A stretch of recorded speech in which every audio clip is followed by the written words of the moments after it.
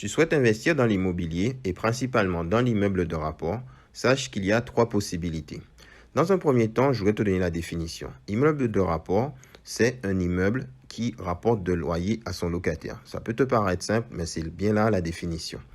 Initialement, lorsque je me suis lancé dans l'immobilier, je voulais investir dans les parkings. Pourquoi les parkings? Parce que les immeubles de rapport me faisaient peur. J'avais l'impression que c'était un grand building, c'était une montagne, que c'était pas à ma portée, puisque je voyais aussi l'acquisition d'un immeuble de rapport avec des millions d'euros. C'est vrai qu'il y a des immeubles aux millions d'euros, mais aujourd'hui, des immeubles à 100 000, 150 000, il y a vraiment des immeubles pour tous les budgets. Maintenant, je vais te donner les avantages de l'immeuble de rapport. C'est vraiment ce qui fait qu'aujourd'hui, je me positionne uniquement sur ce type de bien. Dans un premier temps, ça te permet d'augmenter rapidement ton patrimoine, puisqu'en faisant une recherche, une acquisition, tu es propriétaire tout de suite de plusieurs appartements. Ensuite, le risque des loyers impayés, puisque souvent, c'est vraiment cette peur, cette crainte qui empêche à certaines personnes d'investir, puisque si tu as 4 appartements ou 5 appartements dans ton immeuble, il est rare que les locataires rencontrent un problème simultanément. C'est-à-dire, tu as un locataire qui ne te paie pas aujourd'hui, ben tu peux encore percevoir les autres loyers. Ce qui n'est pas le cas si tu achètes un appartement à l'unité, puisque si ton locataire est défaillant, ben il n'y a personne d'autre qui prendra le relais. C'est vrai que tu auras peut-être ta garantie loyer impayé, mais à un moment, il te faudra solutionner ce problème, puisque tu ne pourras pas rester dans cette position indéfiniment. Ok? Ensuite, ça te permet de faire moins d'efforts, ben, c'est lié avec la rapidité du patrimoine, comme je te disais, puisque tu feras une recherche et un financement et tout de suite, tu as plusieurs appartements. Okay. L'autre point, c'est la copropriété. Toi, tu as un investissement locatif et dans ton immeuble, ben, les autres propriétaires sont dans leur résidence principale, mais forcément, vous ne recherchez pas les mêmes intérêts, puisque celui qui a sa résidence principale, lui, ce qu'il recherche, c'est le confort. Il veut que son appartement, que le bâtiment soit bien entretenu. Toi, tu cherches vraiment du rendement. Tu souhaites avoir un retour sur investissement. C'est-à-dire, ben, s'il faut refaire la peinture des parties communes, ben, tu estimes que la peinture, elle est encore bonne. Ben, que tu sois d'accord ou pas, si la majorité des propriétaires ont voté le remplacement de la peinture dans les parties communes, ben, tu devras mettre la main à la poche pour financer la restauration des parties communes. Ce qui n'est pas le cas dans l'immeuble de rapport puisque tu es le seul capitaine à bord. Tu décides à quel moment tu vas phaser tes travaux. Si tu décides, ben voilà, tu n'aimes pas le rose, tu vas changer la couleur. Tu veux, voilà. Je pense que l'idée, tu l'as compris, c'est que tu es le seul capitaine et c'est toi qui décides à quel moment tu fais telle ou telle opération.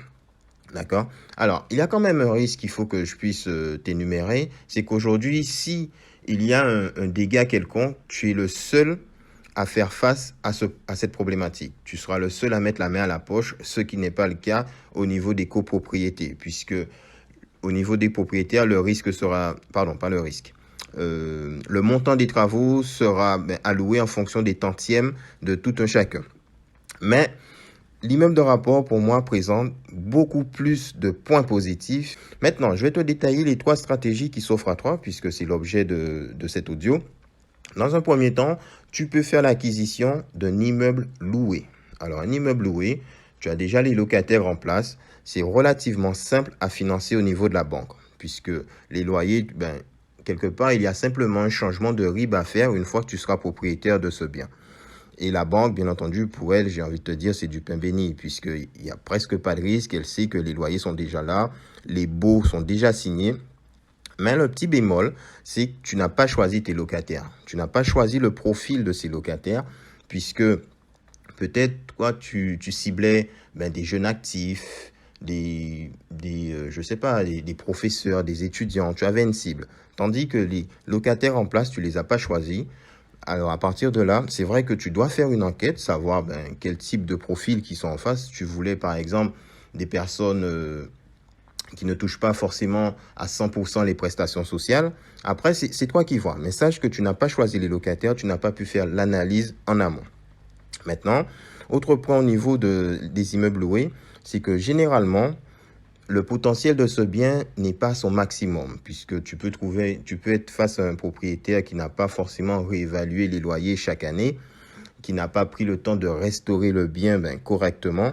Alors, ce qui fait la rentabilité diminuer. Alors, si tu t'es positionné sur ce bien, forcément la rentabilité, tu es sur l'autofinancement, puisque moi, je ne t'encourage pas à te positionner sur un bien et que tu n'es pas en autofinancement, d'accord? Maintenant, je te recommanderais de pouvoir aussi prévoir une enveloppe de sécurité dans ton financement, puisque si, après l'acquisition de ce bien, quelques mois plus tard, tu as un locataire qui part et tu dois restaurer l'appartement, ce serait bien que tu puisses avoir une trésorerie au niveau de ton financement pour faire la rénovation de ce bien. Maintenant, je vais passer au niveau de la deuxième stratégie qui s'offre à toi, c'est-à-dire le deuxième choix, c'est-à-dire faire l'acquisition d'un immeuble mixte. Qu'est-ce qu'un immeuble mixte?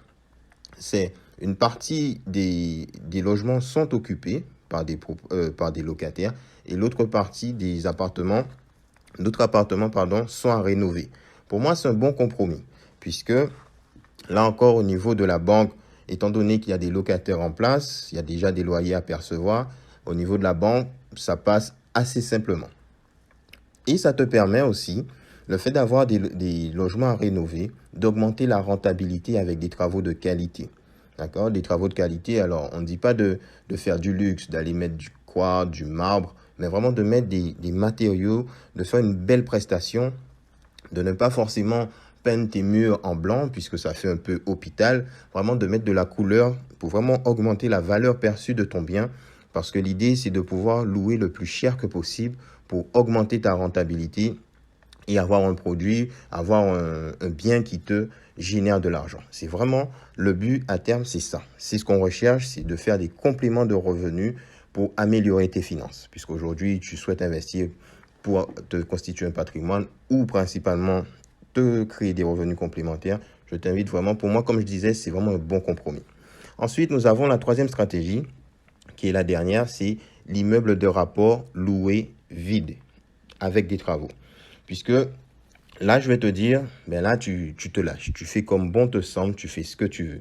Et généralement, tu pourras optimiser l'espace, puisqu'en fonction de ta cible, si par exemple, tu es dans un coin où il y a pas mal d'étudiants, tu n'as pas besoin de faire de F2 de 45 mètres carrés. Tu vas optimiser l'espace en fonction de la cible que tu as décidé. Et là, tu vas vraiment pouvoir augmenter la rentabilité de ton bien, puisque tu vas tout refaire, tu vas tout reprendre, tu vas faire une prestation de qualité, ce qui te permettra de louer beaucoup plus cher. Et bien entendu, l'idée c'est, tu vas fournir plus d'efforts sur ce projet, mais le résultat sera au rendez-vous, puisque tu vas louer plus cher que les autres propriétaires par rapport au fait que, comme j'ai dit, tu fais des travaux de qualité. Maintenant, c'est vrai qu'il y a un risque au niveau des travaux, puisque avoir un artisan, c'est vraiment une pièce maîtresse dans ton projet. Là, il faut vraiment que tu puisses prendre le temps et savoir choisir tes artisans. Là, ce n'est pas l'objet de cet audio, mais il faut vraiment choisir tes artisans, puisque sinon, ça peut complètement ruiner ton projet.